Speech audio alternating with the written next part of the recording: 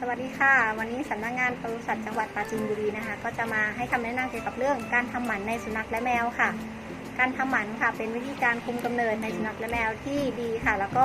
มีผลถาวรมีความปลอดภัยค่ะแล้วก็ยังสามารถช่วยลดโอกาสการเกิดเนื้องอกแล้วก็โรคต่างๆได้ด้วยค่ะ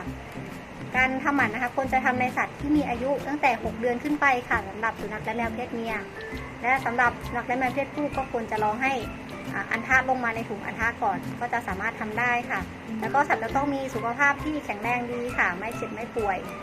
การทำหมันในสุนัขเพศเมียที่กรมปศุสัตว์ทำอยู่นะคะจะใช้วิธีการตัดรังไข่และมดลูกออกค่ะส่วนในสุนัขเพศผู้ก็จะใช้วิธีการตัดอัณฑะแล้วก็ท่อนำไข่ออกค่ะแล้วก็สุดท้ายนี้เรื่องการฉีดยาคุมก็แนะนำว่าไม่ควรฉีดนะคะเนื่องจากจะทำให้มีโอกาสการเกิดมดลูกอักเสบได้ค่ะแล้วก็จะทำให้ต้องมาทำหมันอยู่ดีแล้วก็จะมีโอกาสเกิดอันตรายได้มากกว่าด้วยค่ะ